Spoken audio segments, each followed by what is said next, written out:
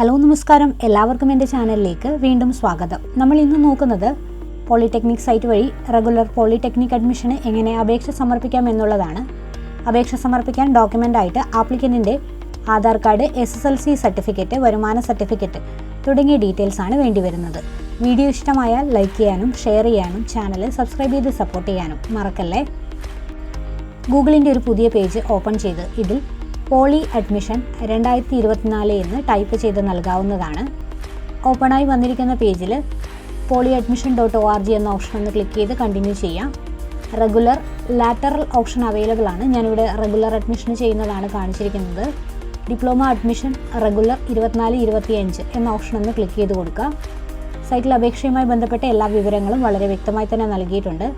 Last date, അപേക്ഷ സമർപ്പിക്കേണ്ടത് എപ്പോഴാണെന്നും അതുപോലെ തന്നെ അലോട്ട്മെൻറ്റ് വിവരങ്ങളും അതുപോലെ അപേക്ഷയുമായി ബന്ധപ്പെട്ട മറ്റു ഡീറ്റെയിൽസും പ്രോസ്പെക്ടസിൽ വളരെ കൃത്യമായി തന്നെ നൽകിയിട്ടുണ്ട്. ആപ്ലിക്കേഷൻ ചെയ്യുന്നതിന് മുൻപ് എല്ലാ വിവരങ്ങളും കൃത്യമായി ഒന്ന് ചെക്ക് ചെയ്തതിന് ശേഷം മാത്രം അപേക്ഷ സമർപ്പിക്കേണ്ടതാണ്. സൈറ്റിലുള്ള വൺ ടൈം രജിസ്ട്രേഷൻ റെഗുലർ എന്നുള്ള ഓപ്ഷൻ ഒന്ന് ക്ലിക്ക് ചെയ്ത് നൽകുക. വന്നിരിക്കുന്ന വൺ ടൈം രജിസ്ട്രേഷൻ സമയത്ത് പറഞ്ഞിട്ടുള്ള ഇൻസ്ട്രക്ഷൻ കൃത്യമായി വായിച്ച് മനസ്സിലാക്കേണ്ടതാണ്. SSLC പാസ്ഔട്ടായ കുട്ടികൾക്കാണ് റെഗുലർ അഡ്മിഷന് അപേക്ഷ സമർപ്പിക്കാൻ സാധിക്കുന്നത്. ഇൻസ്ട്രക്ഷൻസ് ഒക്കെ കൃത്യമായിട്ടൊന്ന് വായിച്ച് മനസ്സിലാക്കിയതിന് ശേഷം പ്രൊസീഡ് എന്നുള്ള ഓപ്ഷൻ ക്ലിക്ക് ചെയ്തുകൊണ്ട് കണ്ടിന്യൂ ചെയ്യാവുന്നതാണ്. നെക്സ്റ്റ് വന്നിരിക്കുന്ന പേജിൽ നെയിം ഓഫ് ക്വാളിഫയിങ് എക്സാമിനേഷൻ എന്ന് ചോദിച്ചിട്ടുണ്ട്. ഈ ഒരു ഓപ്ഷൻ ഒന്ന് ക്ലിക്ക് ചെയ്തതിന് ശേഷം 10th ഏത് ബോർഡാണോ പഠിച്ചിരിക്കുന്നത് ആ ഒരു ഓപ്ഷൻ സെലക്ട് ചെയ്ത് നൽകാവുന്നതാണ്. ഇയർ ഓഫ് പാസിംഗ് എന്നുള്ള ഓപ്ഷനിൽ 10th പാസ്ഔട്ടായ ഇയർ കൃത്യമായിട്ടൊന്ന് ടൈപ്പ് ചെയ്ത് നൽകുക. എക്സാമിനേഷൻ രജിസ്റ്റർ നമ്പർ എന്നുള്ള ഓപ്ഷനിൽ 10th രജിസ്ട്രേഷൻ നമ്പറാണ് ടൈപ്പ് ചെയ്ത് നൽകേണ്ടത്. ശേഷം നെക്സ്റ്റ് എന്നുള്ള ഓപ്ഷൻ ക്ലിക്ക് ചെയ്യുക. റീസെൻ്റ് ഇയറിൽ കംപ്ലീറ്റ് ചെയ്തവരാണെങ്കിൽ ഡീറ്റെയിൽസ് ടൈപ്പ് ചെയ്ത് നൽകണം. മുൻ വർഷങ്ങളിൽ കഴിഞ്ഞവരാണെങ്കിൽ രജിസ്ട്രേഷൻ നമ്പർ കൊടുക്കുമ്പോൾ വിവരങ്ങൾ ഓട്ടോമാറ്റിക്കായിട്ട് ക്യാപ്ചർ ആവുന്നതാണ്. കമ്മ്യൂണിക്കേഷൻ അഡ്രസ്സ് എന്നുള്ള ഓപ്ഷനിൽ അപേക്ഷകൻ്റെ വീട്ടുപേര്, സ്ഥലപ്പേര്, പോസ്റ്റ് ഓഫീസ്, ഡിസ്ട്രിക്റ്റ്, സ്റ്റേറ്റ് തുടങ്ങിയ എല്ലാ കാര്യങ്ങളും കൃത്യമായിട്ടൊന്ന് ടൈപ്പ് ചെയ്ത് നൽകേണ്ടതാണ്. പിൻകോഡ് എന്ന് കൊടുത്തിരിക്കുന്ന ഭാഗത്ത് അപേക്ഷകൻ്റെ പിൻകോഡ് കൃത്യമായിട്ട് ടൈപ്പ് ചെയ്യാം. മൊബൈൽ നമ്പർ എന്നുള്ള ഓപ്ഷനിൽ മൊബൈൽ നമ്പറും ഇമെയിൽ അഡ്രസ്സ് എന്നുള്ള ഓപ്ഷനിൽ ഇമെയിൽ ഐഡിയും നൽകുക. ഫീ ടൈപ്പ് എന്നുള്ള ഓപ്ഷനിൽ general, other or SC/ST options ആണ് അവൈലബിൾ ആയിട്ടുള്ളത്. OBC കാറ്റഗറി ആണെങ്കിലും ജനറൽ എന്നുള്ള ഓപ്ഷൻ സെലക്ട് ചെയ്ത് നെക്സ്റ്റ് എന്നുള്ള ഓപ്ഷൻ ഒന്ന് ക്ലിക്ക് ചെയ്ത് നൽകുക. നെക്സ്റ്റ് ഓപ്പൺ ആയിട്ട് വരുന്ന പേജിൽ ഏറ്റവും മുകളിലായിട്ട് തന്നെ OTP എന്ന് കൊടുത്ത ഭാഗത്ത് ഒരു OTP നമ്പർ വന്നിട്ടുണ്ടായിരിക്കും. ഈ ഒരു OTP നമ്പർ കൃത്യമായിട്ട് എൻ്റർ കോഡ് എന്നുള്ള ഓപ്ഷനിലൊന്ന് ടൈപ്പ് ചെയ്ത് നൽകിയതിന് ശേഷം നെക്സ്റ്റ് എന്നുള്ള ഓപ്ഷൻ ഒന്ന് ക്ലിക്ക് ചെയ്യുക. വീണ്ടും അടുത്തതായിട്ട് വരുന്ന പേജിലും OTP കോഡ് വന്നിട്ടുണ്ടായിരിക്കും. ഈ ഒരു കോഡ് കൃത്യമായി ടൈപ്പ് ചെയ്ത് പ്രൊസീഡ് ചെയ്യുക. ആപ്ലിക്കേഷൻ ചെയ്യുന്ന ഹോം പേജിലേക്കാണ് വരുന്നത്. ഗവൺമെൻറ് കോട്ട, NCC, മാനേജ്മെൻറ്റ് ഓപ്ഷൻസ് ഒക്കെ സൈറ്റിൽ അവൈലബിൾ ആണ്. ഗവൺമെൻറ് കോട്ടയ്ക്കാണ് കൊടുക്കുന്നതെങ്കിൽ ഗവൺമെൻറ് കോട്ട ഓപ്ഷൻ ഒന്ന് ക്ലിക്ക് ചെയ്യുക. വീണ്ടും ഇൻസ്ട്രക്ഷൻസ് വരുന്നതാണ്. ഈ ഒരു ഇൻസ്ട്രക്ഷൻസ് കൃത്യമായിട്ട് വായിച്ച് നോക്കുക.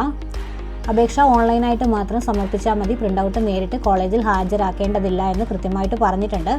സ്പോർട്സ് കോട്ടയിലൊക്കെയുള്ള ആപ്ലിക്കേഷൻ ആണെങ്കിൽ കൺസേൺഡ് കോളേജിൽ ഡോക്യുമെൻറ്റ്സ് സമർപ്പിക്കേണ്ടതാണ് എന്നും ഇതിൽ പ്രത്യേകം പറഞ്ഞിട്ടുണ്ട്. ഇൻസ്ട്രക്ഷൻ ഒന്ന് ചെക്ക് ചെയ്ത് നോക്കിയതിന് ശേഷം പ്രൊസീഡ് എന്നുള്ള ഓപ്ഷൻ ഒന്ന് ക്ലിക്ക് ചെയ്ത് കൊടുക്കുക. പ്രൊസീഡ് ചെയ്ത് നെക്സ്റ്റ് വരുന്ന പേജിൽ ഡിഫോൾട്ടായിട്ട് ആദ്യം ചെയ്തിരിക്കുന്ന പേജിൻ്റെ വിവരങ്ങൾ വരുന്നതാണ്. റിലേഷൻഷിപ്പ് വിത്ത് ആപ്ലിക്കൻ്റ് എന്ന് ചോദിച്ചിട്ടുണ്ട്. ഗാർഡിയൻ ഡീറ്റെയിൽസ് കൊടുക്കുക. അഡ്രസ്സ് അവിടെ ഡിഫോൾട്ടായിട്ട് വന്നിട്ടുണ്ടായിരിക്കും. Phone number, email ID, pincode വന്നിട്ടുണ്ടായിരിക്കും. ആപ്ലിക്കൻറ്റിൻ്റെ ആധാർ നമ്പർ കൃത്യമായിട്ടൊന്ന് ടൈപ്പ് ചെയ്ത് കൊടുക്കുക. ജെൻഡർ കാറ്റഗറി കറക്റ്റ് ആണോ എന്ന് ചെക്ക് ചെയ്ത് ഉറപ്പ് വരുത്തുക. ഡേറ്റ് ഓഫ് ബർത്ത് വന്നിരിക്കുന്നത് കറക്റ്റ് ആണോ എന്ന് ചെക്ക് ചെയ്ത് നോക്കുക. കേരളൈറ്റ് ഓർ നോൺ കേരളൈറ്റ് എന്ന് ചോദിച്ചിട്ടുണ്ട്. കേരളൈറ്റ് എന്നാൽ കേരളത്തിൽ ജനിച്ച വ്യക്തി എന്നുള്ളതാണ്. കേരളത്തിൽ ജനിച്ച വ്യക്തികളാണെങ്കിൽ കേരളൈറ്റ് എന്നുള്ള ഓപ്ഷൻ സെലക്ട് ചെയ്ത് നൽകേണ്ടതാണ്. നാറ്റീവ് ഡിസ്ട്രിക്റ്റ് കൊടുക്കാനുണ്ട്. അതുപോലെ തന്നെ നാഷണാലിറ്റിയും കൊടുക്കാനുണ്ട്. നാഷണാലിറ്റി ഇന്ത്യൻ എന്നും നാറ്റീവ് ഡിസ്ട്രിക്റ്റ് അപേക്ഷകൻ്റെ ജില്ല ഏതാണോ അതും കൃത്യമായി സെലക്ട് ചെയ്യാം. നെക്സ്റ്റ് എന്നുള്ള ഓപ്ഷൻ ഒന്ന് ക്ലിക്ക് ചെയ്ത് കൊടുക്കുക. നെക്സ്റ്റ് പ്രൊസീഡ് ആയിട്ട് വരുന്ന പേജിൽ ആപ്ലിക്കൻറ്റിൻ്റെ ആനുവൽ ഇൻകം, വരുമാന സർട്ടിഫിക്കറ്റിൽ എങ്ങനെയാണോ ഉള്ളത് അത് കൃത്യമായിട്ടൊന്ന് നൽകുക. Are you eligible for reservation under intercaste marriage എന്ന് ചോദിച്ചിട്ടുണ്ട്. അതായത് അച്ഛനും അമ്മയും ഇൻ്റർകാസ്റ്റ് മാരേജ് ആണെങ്കിൽ മാത്രമേ അത് സെലക്ട് ചെയ്ത് നൽകേണ്ടതുള്ളൂ. ആപ്ലിക്കൻറ്റിൻ്റെ കാസ്റ്റ് മെൻഷൻ ചെയ്യുന്ന ഡീറ്റെയിൽസ് കൃത്യമായിട്ടൊന്ന് സെലക്ട് ചെയ്ത് നൽകുക. OEC കാറ്റഗറി ആണെങ്കിൽ ടിക്ക് ചെയ്ത് കൊടുക്കുക. നോൺ ക്രിമിലിയർ കാറ്റഗറി ആണെങ്കിൽ നോൺ ക്രിമിലിയർ എന്നുള്ള ഓപ്ഷൻ ഒന്ന് സെലക്ട് ചെയ്ത് കൊടുക്കുക. അതുപോലെ തന്നെ whether belongs to economically weaker section എന്ന് ചോദിച്ചിട്ടുണ്ട്. ജനറൽ കാറ്റഗറിയിൽ വരുമാന പരിധി 8 ലക്ഷം രൂപയിൽ കുറവാണെങ്കിൽ മാത്രമാണ് എക്കണോമിക്കലി വീക്കർ സെക്ഷൻ വരുന്നത്. സൈറ്റിലെ മറ്റ് എലിജിബിലിറ്റി വിവരങ്ങൾ ഉണ്ടെങ്കിൽ മാത്രം ടിക്ക് ചെയ്ത് നൽകുക, ഇല്ല എങ്കിൽ നെക്സ്റ്റ് എന്നുള്ള ഓപ്ഷൻ കൊടുക്കുക. നെക്സ്റ്റ് ക്വാളിഫയിങ് എക്സാമിനേഷൻ്റെ ഡീറ്റെയിൽസ് ആണ് വരുന്നത്. നെയിം ഓഫ് എക്സാമിനേഷൻ ഡിഫോൾട്ടായിട്ട് SLC എന്ന് വരുന്നതാണ്. നമ്പർ ഓഫ് സബ്ജക്റ്റ്, അതുപോലെ pass out year, registration number തുടങ്ങിയ എല്ലാ ഡീറ്റെയിൽസും ആപ്ലിക്കൻ്റെ ഗ്രേഡും ഡിഫോൾട്ടായിട്ട് സൈറ്റിൽ വന്നിട്ടുണ്ടായിരിക്കും. വിവരങ്ങളൊന്ന് നന്നായിട്ട് ചെക്ക് ചെയ്ത് നോക്കുക. പേജിൻ്റെ ഏറ്റവും താഴെയായിട്ട് നെക്സ്റ്റ് എന്നുള്ള ഓപ്ഷൻ കൊടുത്ത് കണ്ടിന്യൂ ചെയ്ത് പ്രൊസീഡ് ചെയ്ത് വരാവുന്നതാണ്. നെക്സ്റ്റ് വരുന്ന പേജിൽ ഏതൊക്കെ കോളേജിലാണോ അഡ്മിഷൻ എടുക്കാൻ താല്പര്യപ്പെടുന്നത് ആ കോളേജ് സെലക്ട് ചെയ്ത് നൽകുകയാണ് വേണ്ടത്. പഠിക്കാൻ ഉദ്ദേശിക്കുന്ന കോളേജ് വരുന്ന ഡിസ്ട്രിക്റ്റ് സെലക്ട് ചെയ്ത് കൊടുക്കുക. കോളേജിൻ്റെ പേര് സെലക്ട് ചെയ്ത് കൊടുക്കുക. ഡിപ്ലോമ പ്രോഗ്രാം ഏതാണോ ചെയ്യാൻ ആഗ്രഹിക്കുന്നത് ആ ഒരു പ്രോഗ്രാം കൃത്യമായിട്ട് സെലക്ട് ചെയ്ത് നൽകുക.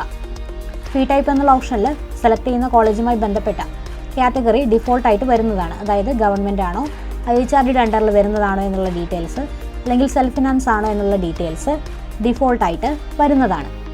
30 കോളേജിലേക്ക് വരെ സെലക്ഷൻ ചെയ്തു കൊടുക്കാൻ സാധിക്കുന്നതാണ്. ഏറ്റവും കുറഞ്ഞത് ഒരു കോളേജിലെങ്കിലും കൊടുത്തിട്ടുണ്ടായിരിക്കണം.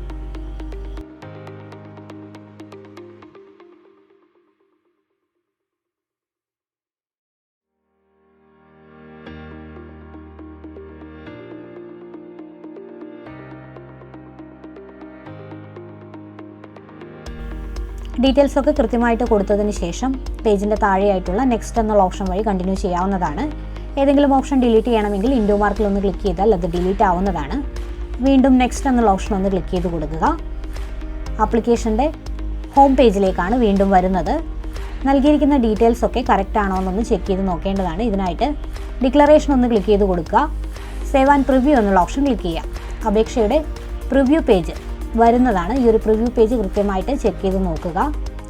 എല്ലാ ഡീറ്റെയിൽസും കറക്റ്റ് ആണെങ്കിൽ മാത്രം പ്രൊസീഡ് ചെയ്യുക. അപ്ഡേഷൻ ആവശ്യമാണെങ്കിൽ എഡിറ്റ് എന്നുള്ള ഓപ്ഷൻ ക്ലിക്ക് ചെയ്തുകൊണ്ട് വിവരങ്ങൾ നൽകിയിട്ടുള്ള എല്ലാ ഡീറ്റെയിൽസും ഓക്കെ ആണ് എന്നുണ്ടെങ്കിൽ സബ്മിറ്റ് ഓപ്ഷൻ ക്ലിക്ക് ചെയ്യുക. അതല്ല എങ്കിൽ അപ്ഡേഷൻ വേണമെങ്കിൽ മോഡിഫൈ എന്നുള്ള ഓപ്ഷൻ ക്ലിക്ക് ചെയ്ത് വിവരങ്ങൾ അപ്ഡേറ്റ് ചെയ്ത് നൽകാവുന്നതാണ്. സബ്മിറ്റ് ആയതിനു ശേഷം ആപ്ലിക്കേഷൻ നമ്പർ കൃത്യമായി നോട്ട് ചെയ്ത് വയ്ക്കാൻ മറക്കരുത്. പ്രിൻ്റ് ഔട്ടും സൂക്ഷിച്ച് വയ്ക്കേണ്ടതാണ്. വീഡിയോ ഇഷ്ടമായാൽ ലൈക്ക് ചെയ്യാനും ഷെയർ ചെയ്യാനും ചാനൽ സബ്സ്ക്രൈബ് ചെയ്ത് സപ്പോർട്ട് ചെയ്യാനും മറക്കല്ലേ.